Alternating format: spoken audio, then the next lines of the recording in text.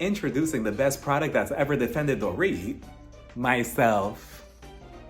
Hey everybody, welcome to my channel. I'm Raphael and I'm here to review the first part of the reunion to season 14 of The Real Housewives still trying to convince us that this robbery situation was real of Beverly Hills. So we start the reunion off with everyone arriving on set. They're in their trailers, getting ready, getting glammed up. We see Kyle, she's getting out the truck and she's like, you know, it was really difficult rewatching the episodes this season.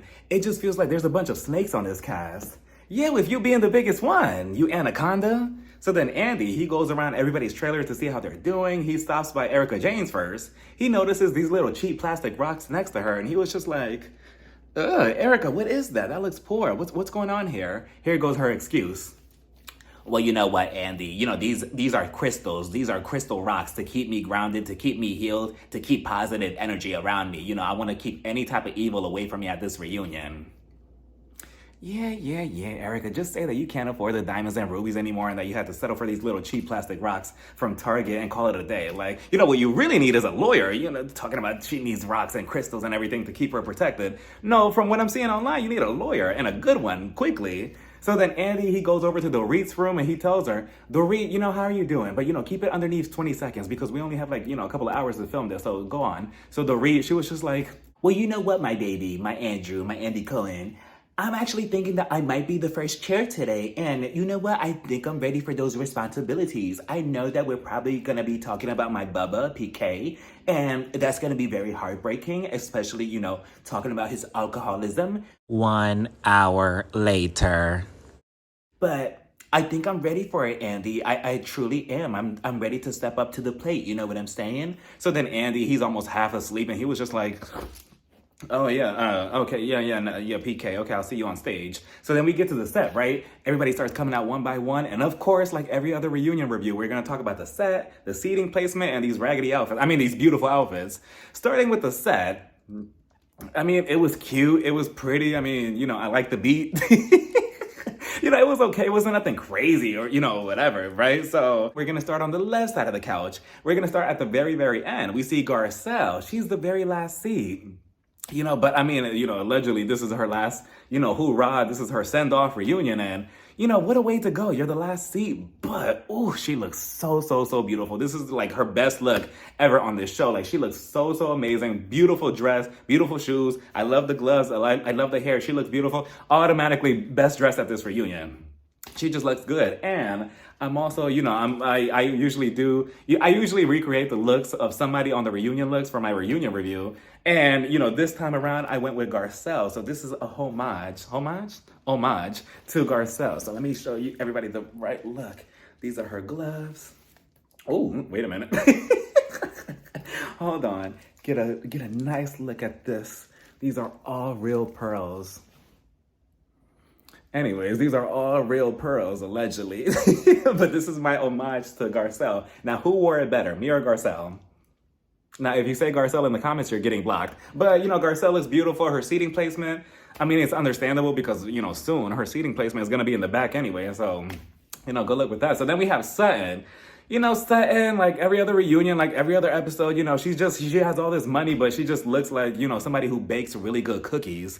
I mean, the dress is okay. So, you know, she doesn't look bad, but she's just there. She's sitting in between, you know, Garcelle and Kyle. I feel like she honestly should have been the first chair. I mean, I just feel like the attention was focused on her and Dorit. But of course, this whole OG thing, Kyle just has to automatically get it, right? So Kyle, then we move over to her.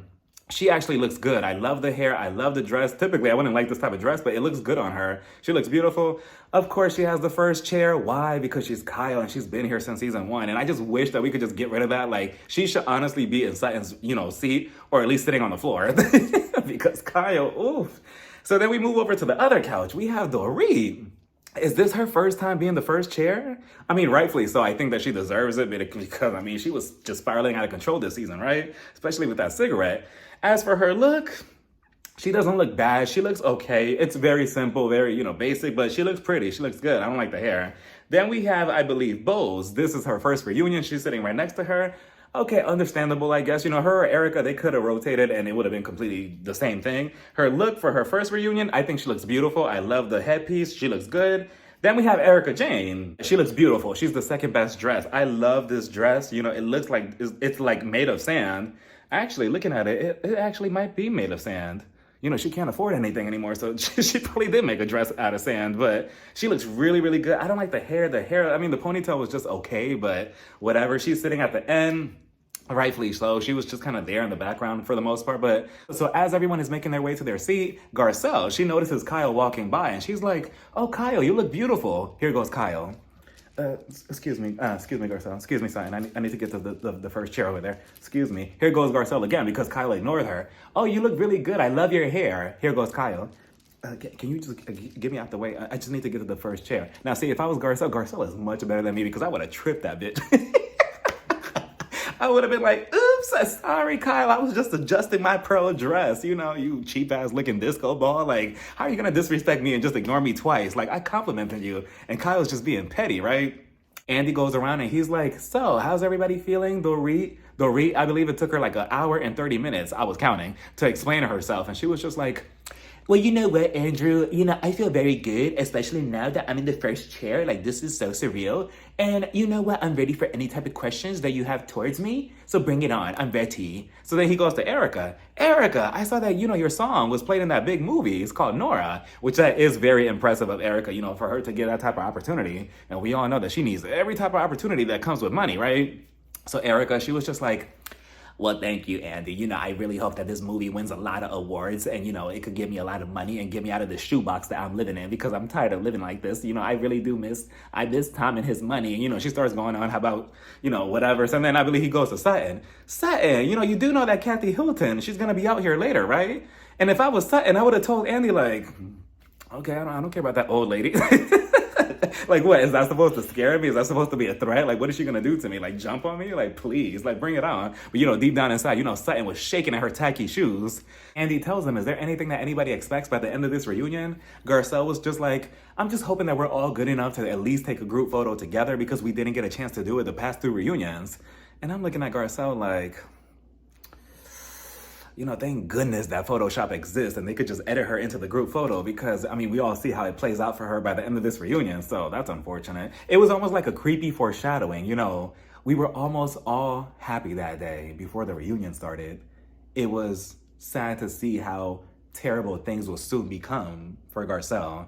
So then Andy, he plays a whole montage of PK and Dorit's love story on this show. I still don't see what she sees in that man besides money. But now that he doesn't even have that, what does he have to offer? So then after, he was just like, "We actually offered PK to come to the reunion, but he actually declined." And he sent a little postcard that says something like, "I was actually invited to the reunion, but I refused to go to any Blood Tea reunion. I'm actually over here in the UK like I am every other weekend having a drink. And, I refuse to go onto this platform and argue with Dorit. Dorit, I don't even know who she is anymore. She became somebody else over these past couple of years. I don't even know who she is in our marriage anymore. So I refuse to give her the opportunity." So then Andy was just like, "Do you love him? Like, how do you feel about him?" And I'm just like, "Tell the truth. Tell the truth." But she doesn't. She lies. She was just like, "Honestly,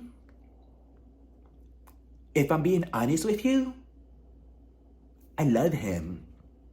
He's the love of my life. He is my soul. He is my oxygen. He is my blood." I'm like, "Okay, Dorit, we get it. Stop." Reel it in. Like, we could kind of believe you now. She was just laying it on him very thick. I'm like, "Stop. Who are you trying to convince?" Like, it's okay if your answer would have been like, "Hell no, I don't love him."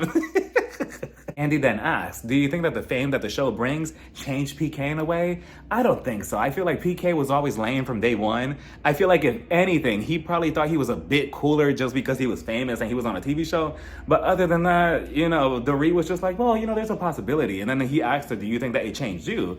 She was just like, "Well, I hope so. It's been 14 years. It's been so many years on the show. I hope that I'm not the same person," which was a good answer. So then he asked Kyle. Kyle says that, yeah, she does feel like Dorit became a whole different person. She's much more aggressive. And the only reason why Dorit even came at everybody the way she did on 100 this entire season was because she knew that after last season, her diamond was about to be dust in the wind, so she had to act fast. She had to secure her contract. She thought, okay, my marriage is about to go down the toilet. PK has no money. I can't afford Chanel and Louis Vuitton anymore. My accent is fading. I need to do something fast. So what did she do? She grabbed a cigarette, she grabbed glasses, and the rest, she made history. He also brings up how Dorit described PK as a monster and how Kyle thought that she was just exaggerating and making things up. But honestly, if you remember Kyle from season 2, the way she handled the whole situation, well, actually, the way she and the whole entire cast handled the whole situation with Taylor and her crazy ex-husband, you would know that this type of behavior is no surprise from Kyle. She's always on the wrong side of history for some reason. So then Kyle was just like, well, I just thought that you were exaggerating because you were exaggerating my behavior. So Dorit was just like, okay, well, tell me what I was exaggerating about you. Kyle was just like, well, I'm pretty sure that we're going to get into it later on. Dorit was just like, no, we have time here. No, tell me now since it's fresh on your mind. I'm like, ooh, Dorit. I like this little side of Dorit. Like, it must be something in that first chair. The second that you sit on it, you just activate it, right? So then Kyle was just like, oh, she's trying to come from the OG of the BH. She was just like, well, the fact that you were throwing a whole tantrum about me texting PK and, not really reaching out to you, but yet Garcelle and Sutton, you never said anything to them. Garcelle, she was just like, no, stop. Don't put me in your mess. So eventually Andy asked Dorit, so, is PK, is he still drinking? Is he still an alcoholic? I'm like, what kind of crazy ass question is that? I want to know though. So Dorit was just like, it's something that me and him, we really don't discuss. So Andy was just like, so yes. So he is drinking. He is an alcoholic is what you're trying to say. So then Erica whispers to Bose, wait a minute. Is he still drinking? Yes, he's still drinking, Erica. So then Dorit was just like, well, yeah, he still is drinking, but, it's a very unfortunate situation for PK and myself. And, it's something that he's still struggling with, unfortunately. So all of a sudden, Erica, she's like, oh my goodness, I need to secure my diamond somehow for next season. I'm not getting any camera time. What should I talk about? The table. Wait a minute. Isn't that my table right there? I'm like, Erica, what? First of all, no, they look very similar, but the one that, we have here at the reunion, this is the official luxurious table. You have the Temu version. He points it over to Sutton. So you're concerned about PK and Dorit's finances, right? Here goes Sutton. Well, I'm just concerned about women in general. No, you are not, Sutton. Enough with this miscongeniality answer. Were you not the same person who told Dorit, oh, my wallet is bigger than you? Were you not the same one trying to kick her when she was down? Like, at least be honest with it and just say, oh yeah, I want to be nosy and I want to just have another reason to kick you while you're down. Just be honest. It's okay if you feel like that. But to say that you're concerned about women all of a sudden, you don't care about half the women on this cast, but now all of a sudden you care about Dorit. And I was with Dorit with her rich white woman laugh. Well, you know what? It wasn't even a rich white woman laugh because, her finances are not the same. So it was more like a middle class white woman laugh. She was just like, well, first of all, Sutton, in order for you to be concerned and care about me, you have to care about me first. And I'm just like, yeah, I kind of agree with Dorit. Like, Sutton, you're so full of it. So then Andy, he was just like, so, Dorit, what's going on with PK and the children? And Dorit, she goes on to say that, oh, he only comes around Saturday at night around 8 o'clock, between Scooby-Doo and the Powerpuff Girls, to see them. And that's only if he can. And I'm like, what kind of schedule is that? And what exactly is PK doing in the UK? Who is he FUKing? He asked her the status of her marriage, but she says that she decided to not talk to PK no more. They only co-parent and that's it. And that they're not losing the house. At least not yet, allegedly, right? She also says that she's very devastated by this because she really thought that PK and her were the end-all be-all. And then Andy asked her, so are you heartbroken about this? And I just love her dramatic response. She was just like, to a million pieces. To a million pieces. Like, it could all be so simple, Dorit. Like, honestly, Dorit, come over here. Come over here for a second. Come over here. I know you're going through it with, with PK. Stay right here. Move back a little bit. You're stepping on my foot. So what you're going to do is you see how, Kyle, she was texting your ex-husband or whatever he is to you now, PK. What you're going to do is, come over here.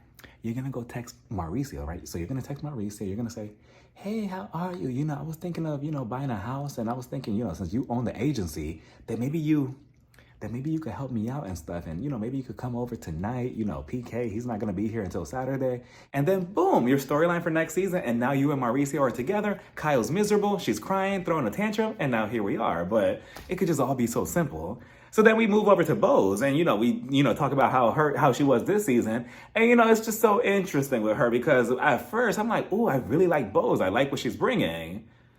And then my opinions have changed, I believe. I don't know. I feel like she's moving a little bit a little bit too fishy, a little bit too suspicious for me. I'm like, She says that she did watch the show prior to joining, but she did ask Garcelle for any information on the cast. Garcelle was just like, oh no, I don't want to have any influence on how you see the women, so you're just gonna have to meet them and form your own. So good for Garcelle for doing that. But then I'm looking at Bo's like, okay, so you study the show, you watch the show, you've seen how Dorit is on the show, specifically with Garcelle, yet you still wanted to be her bestie?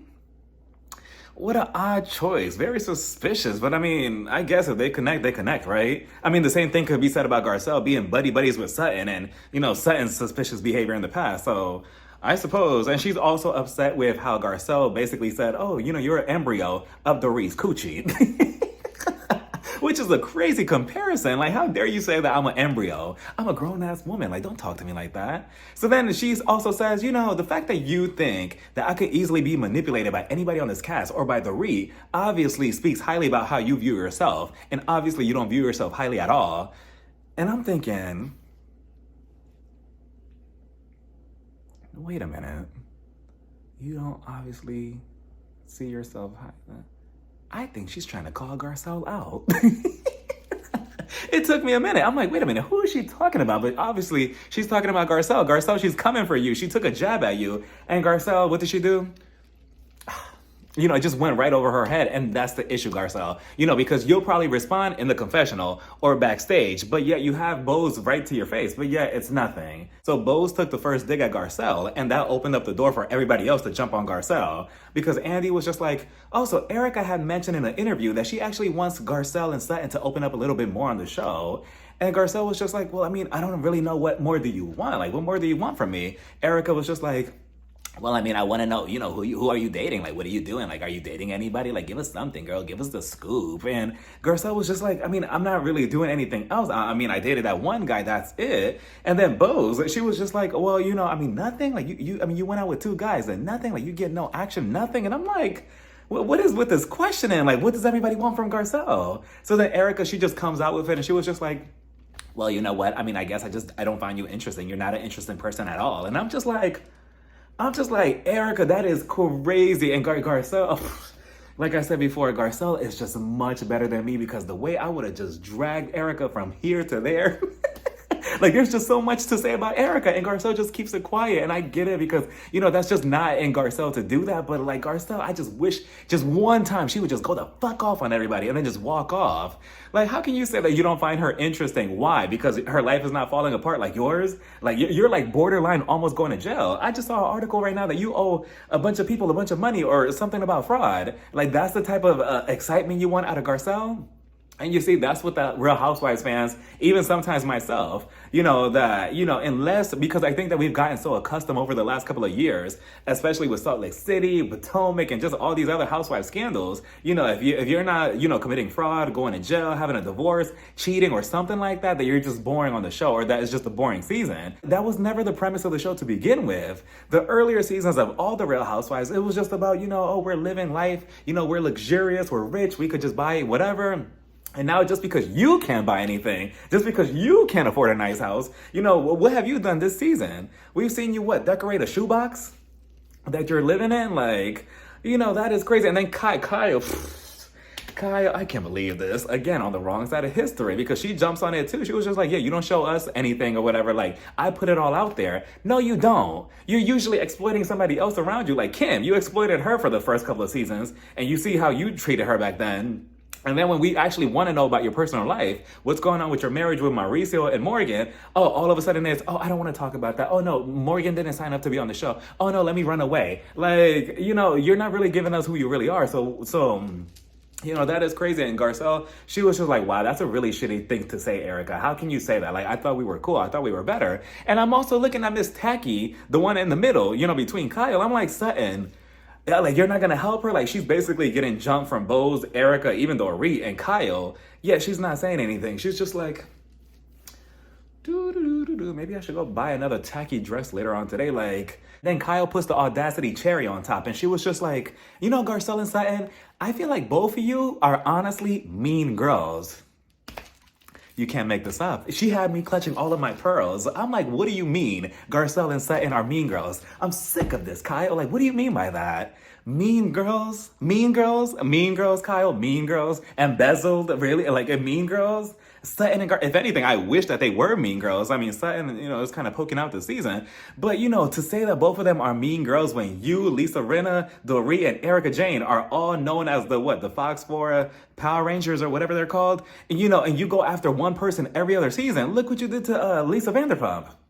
But now all of a sudden, we forget about history, right? We forget about the previous seasons. Now all of a sudden, Kyle, she's squeaky clean. But I remember how Kyle used to be in the earlier seasons. She used to be much more vicious than what she is now. But all of a sudden, now Garcelle and Sutton are Mean Girls for what? Maybe Garcelle should go, steal money from the elderly or, go commit fraud or whatever to find her interesting. It's not her fault that her life is like, she has the luxury of just living peacefully and just, going about her day and just doing her or whatever. And that she's actually, successful and she's the actress, a director. What are you, Erica? You have one song, it's expensive to be me. And where did that get you? Like, you should be even lucky that they probably put your song in that movie, the Nora movie or whatever that Andy mentioned or whatever. And that was probably by mistake.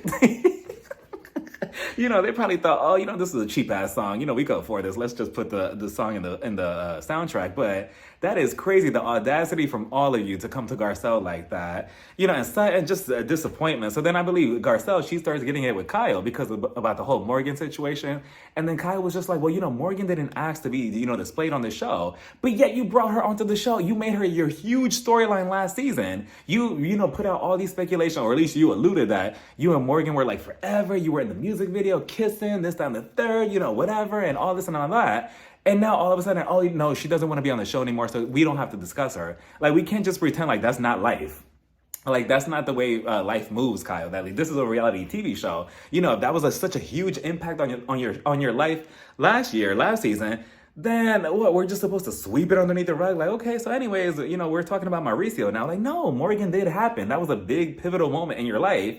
And now you want us to not discuss it? Whose fault was it that you brought her onto the show? Garcelle asked Sutton, what did you say about Kyle the second that she walked away when she told us that we couldn't mention anything about Morgan? Sutton was just like, oh, well, I mean, I told her I was going to respect her wishes. But then Garcelle was just like, no, you didn't. That's not what you said. You said that seems like a very calculated move. And I feel like in this moment, the second that Sutton exposed herself and she lied to her friend Garcelle, that's when it clicked in Garcelle's head that, yeah, I'm going to have to exit this show and I'm not coming back next season. Because no matter how close me and Sutton seem to be on the show, she'll always want Kyle's approval. She'll always want to be underneath Kyle. She'll have Kyle right here and Garcelle right here. She'll be the embryo in Kyle's coochie. And there's no changing that. Like, that's what Sutton wants. And she's willing to lie to her face about it just so Kyle won't be upset with her. So, and good luck with that, Sutton, because you really think that it's just going to be, you holding hands and hugging these women next season? Oh, no. Without Garcelle, they're going to look at you like a single target and they're going to back you into a wall. So Dorit also jumps in and she tells Garcelle, I'm sick and tired of you constantly bringing up the robbery situation that me and my family had to go through. And it was a very traumatic experience. And the fact that you keep trying to speculate that it was my bubba, my husband, that alcoholic, PK, is very insulting, Garcelle, and you need to stop. And then Garcelle was just like, I never mentioned anything about PK. What are you talking about? And then we see in the footage, she never mentioned anything about that man. So where's that coming from, Dorit? Are you feeling guilty? Like, do you need to tell us something? Like, where is that coming from? Because we clearly saw Garcelle said it's not necessarily that Dorit was involved in the whole robbery situation, but somebody was. She never said anything about BK. If anything, she should, though. Because, I mean, all the red flags, everything connects right back to him. Because doesn't he owe a bunch of people money, allegedly? So, I mean, why wouldn't he set this up? And, just like I said back then when it first happened, I'm still going to continue saying it now. I feel like that whole robbery situation was a bunch of bullshit. You mean to tell me that really just happened? Even back then, Dorit, I believe that she was about to get fired. And then, boom, all of a sudden, this robbery situation just came out of nowhere. And they were actually very polite robberies too. I don't know what they do in Beverly Hills, but they rob with manners. They have etiquette when they rob houses because they told Dorit, we're just going to leave you up here. We're going to cook you breakfast and everything. We're going to blindfold you for a bit and we're going to go downstairs and we're going to leave your iPhone. Is this the new iPhone? We're going to leave the iPhone by the door and we're going to leave a flashlight and some sandals just in case you walk on rocks or something or whatever. But just give us 30 seconds, okay? No peeking, okay? No peeking. Give us 1 second. Are you peeking? Okay, you're not peeking. Like, what kind of robberies are that?